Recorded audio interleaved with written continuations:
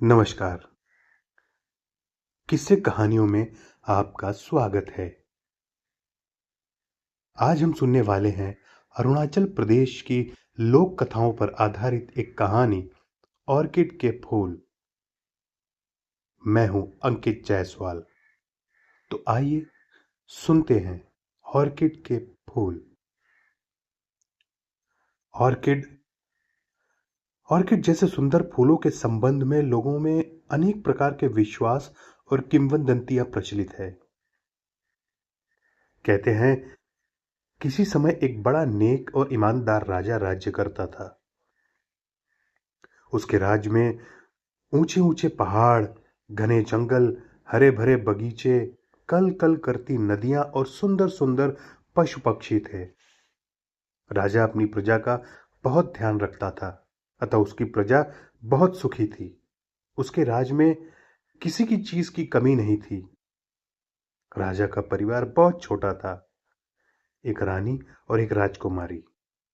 राजा को कोई बेटा नहीं था, अतः रानी और राज्य के महामंत्री, सेनापति, राजगुरु आदि ने राजा को सुझाव दिया कि वह दूसरा विवाह कर ले। किंतु राजा ने उनकी एक बात नहीं मानी। राजा रानी को बहुत प्रेम करता था और किसी भी कीमत पर दूसरा विवाह नहीं करना चाहता था। धीरे धीरे कई वर्ष बीत गए। राजा का जीवन बहुत सुखी था। उसकी बेटी अब बड़ी हो गई थी। राजकुमारी भी अपनी मां के समान सहृदय, कोमल और अद्वितीय सुंदर थी। उसके रूप और सौंदर्य की चर्चा आसपास के राज्यों में होने लगी थी। राजा के पास आसपास के राजाओं ने अपनी राजकुमारों के विवाह के प्रस्ताव भेजने आरंभ कर दिए थे।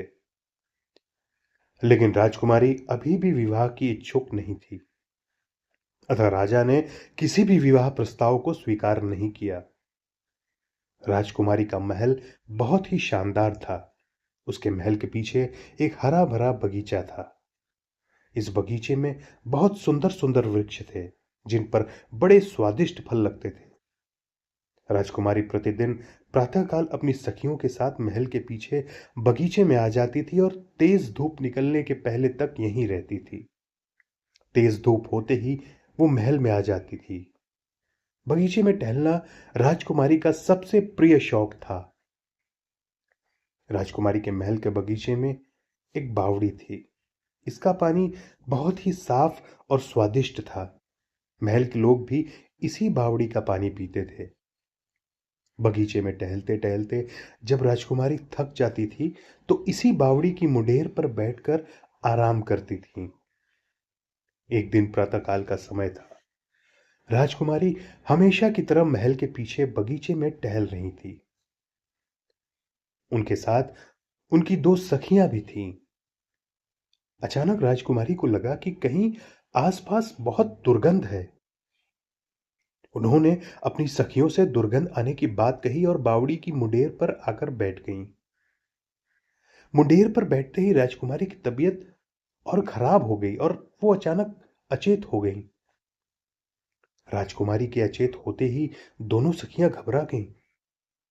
उन्होंने किसी तरह राजकुमारी को संभाला और उसे उठाकर महल के भीतर ले आईं। राजकुमारी की एक सेविका ने राजकुमारी के अचेत होने की खबर राजा को दी। राजा उस समय दरबार में था। उसे जैसे ही राजकुमारी के अचेत होने का समाचार मिला तो वो राजवैद्य को लेकर राजकुमारी के महल में आ गया। राजवैद्य ने राजकुमारी का परीक्षण किया। उसकी उसकी समझ में बस इतना आया कि राजकुमारी की बेहोशी का कारण कोई दुर्गंध है।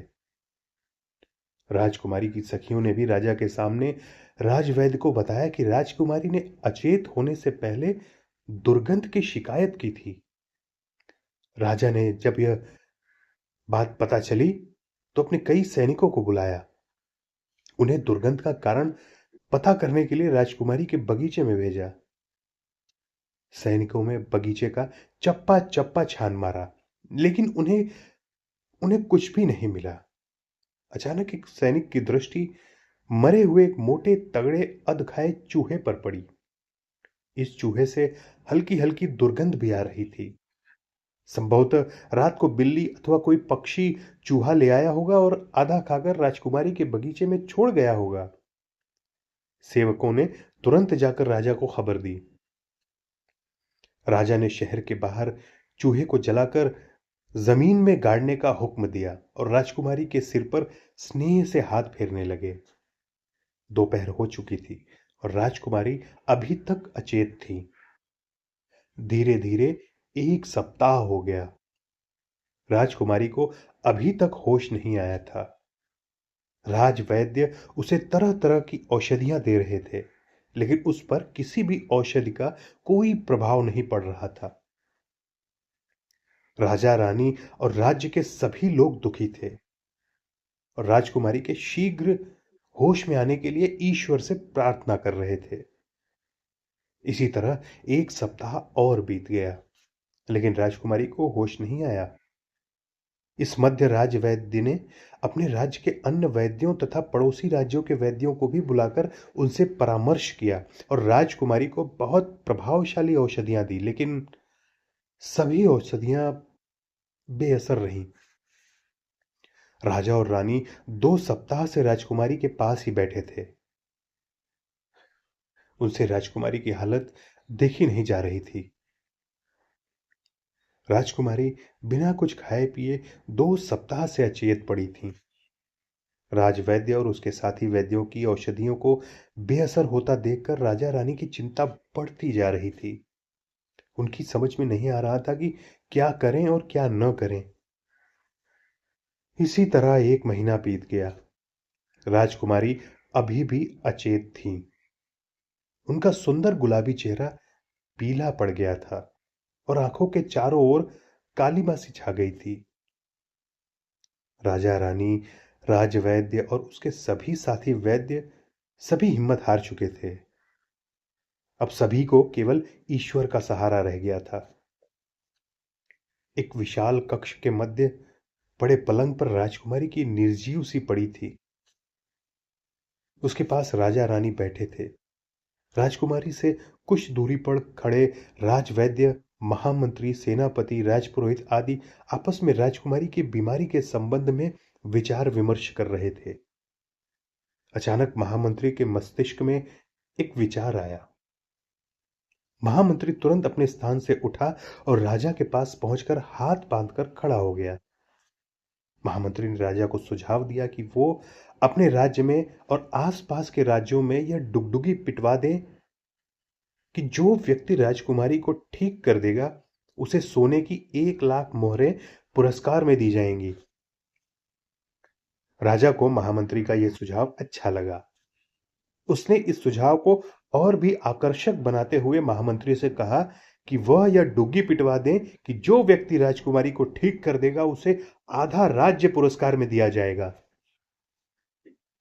महामंत्री ने राजा की आज्ञा का पालन करते हुए राज्य में और आसपास के राज्यों में यह डुग्गी पिटवा दी और पुरस्कार में आधे राज्य की घोषणा कर दी। अगले ही दिन एक से बढ़कर एक अनुभवी वैद्य आने लगे। वे आधे राज्य के लालच में अच्छी से अच्छी औषधि राजकुमारी को देते, किंतु कोई लाभ नहीं होता। अंत में वे वापस लौट जाते। यह क्रम 15 दिन तक चलता रहा। एक लंबा समय बीत चुका था। राजकुमारी अभी भी अचेत थीं। उनकी स्थिति में अंश मात्र भी सुधार नहीं हुआ था। राजा रानी, महामंत्री, सेनापति, राजवैद्य, राजपुरोहित सभी निराश हो चुके थे। अब राजकुमारी की ठीक होने की कोई आशा नहीं रह गई थी। प्रातः काल का समय था। अचानक एक सेवक ने राजकुमारी के महल में प्रवेश किया और बताया कि एक परदेशी युवक आया है। उसका दावा है कि वो राजकुमारी को ठीक कर देगा। राजा को आशा की एक किरण दिखाई दी। उसने सैनिक को आदेश दिया कि वो पूरे सम्मान के साथ नवयुवक को ले आए। सैनिक ने राजा की आज्ञा का पालन किया और नवयुवक को महल के भीतर ले आया। राजा ने नवयुवक को देखा तो देखता ही रह गया। नवयुवक 20-22 वर्ष की आयु का था। वह राजकुमारों के समान सौम्य और सुंदर था। नवयुवक के चेहरे पर अजीब सा आकर्षण था। और अजीब सा आत्मविश्वास था। राजा के साथ ही राजा के आसपास के लोग भी नवयुवक को बड़े ही ध्यान से देख रहे थे। नवयुवक ने सर्वप्रथम राजा और रानी का अभिवादन किया और उसके बाद उनसे पूरी बात बताने को कहा। राजा के स्थान पर राजकुमारी की सहेली ने नवयुवक को राजकुमारी के महल के बगीचे में घूमने और दुर्गंध आने से लेकर अचेत होने तक की पूरी कहानी सुना दी। नवयुवक पूरी बात ध्यान से सुनता रहा। इसके बाद उसने राजकुमारी के बगीचे में ले चलने के लिए कहा। राजा ने नवयुवक से कुछ नहीं कहा। उसने राजकुमारी की सेविकाओं को आदेश दिया कि बगीचे में राजकुमारी के लिए आरामदायक बिस्तर लगाया जाए और फिर राजकुमारी को बगीचे में पहुंचाया जाए। राजा की आज्ञा का तुरंत पालन हुआ और बगीचे में शानदार बिस्तर लगा दिया गया। इसके बाद 4 सेविकाओं ने राजकुमारी को उठाकर बगीचे में पहुंचा दिया। नवयुवक ने राजकुमारी का बिस्तर एक वृक्ष के नीचे लगवाया था। बसंत के दिन थे। प्रातः काल की हल्की हल्की धूप बहुत अच्छी लग रही थी। राजकुमारी को एक वृक्ष के नीचे लगे बिस्तर पर अचेत पड़ी थी। उसके चारों ओर राजा रानी और राज्य के अन्य लोग खड़े थे। सभी की दृष्टि नवयुवक पर थी। अचानक नवयुवक ने दोनों आंखें बंद करके अपने हाथ आसमान की ओर उठाए और कुछ बुदबुदाने लगा। संभवतः वह ईश्वर की प्रार्थना कर रहा था। उसके बाद उसने अपने कपड़ों के भीतर से एक बांसुरी निकाली और बजाने लगा। बांसुरी की आवाज में दैवीय आनंद था। उसकी आवाज में ऐसा जादू था कि सभी खो गए। अचानक एक चमत्कार हुआ। राजकुमारी जिस वृक्ष के नीचे लेटी थी वह सुगंधित फूलों से भर उठा और उसके फूल राजकुमारी पर गिरने लगे। अब नवयुवक बगीचे में घूम घूम कर बांसुरी बजाने लगा। वह बांसुरी बजाते हुए जिस वृक्ष के नीचे से गुजरता वह वृक्ष फूलों से लद जाता। इसी प्रकार राजकुमारी को होश आ गया। वह उठकर बैठ गई और बगीचे में चारों ओर फैले हुए फूलों को आश्चर्य से देखने लगी। इसके पहले राजकुमारी अथवा किसी ने ऐसे फूल नहीं देखे थे। राजा रानी और राज्य के सभी लोग खुश थे। वे राजकुमारी के हालचाल पूछने लगे और नवयुवक को कुछ देर के लिए भूल से गए। जब उन्हें नवयुवक की याद आई तो वह जा चुका था। राजा और उसके सेवकों ने नवयुवक को ढूंढने का बहुत प्रयास किया किंतु वो नहीं मिला। अगले दिन सभी ने देखा राज्य के सारे वृक्ष पर रंग बिरंगे फूल खिले थे। उनकी सुगंध से पूरा वातावरण महक रहा था। कहते हैं कि यह नवयुवक प्रतिवर्ष बसंत में बांसुरी बजाता हुआ निकलता है। उसकी बांसुरी की आवाज से सभी वृक्ष फूलों से लद जाते हैं और चारों ओर मोहक सुगंध फैल जाती है। तो दोस्तों, ये थी अरुणाचल प्रदेश की लोक कथा पर आधारित कहानी आर्किड के फूल। ये कहानी आपको कैसी लगी? आप हमें कमेंट कर जरूर बताएं। तब तक के लिए नमस्कार।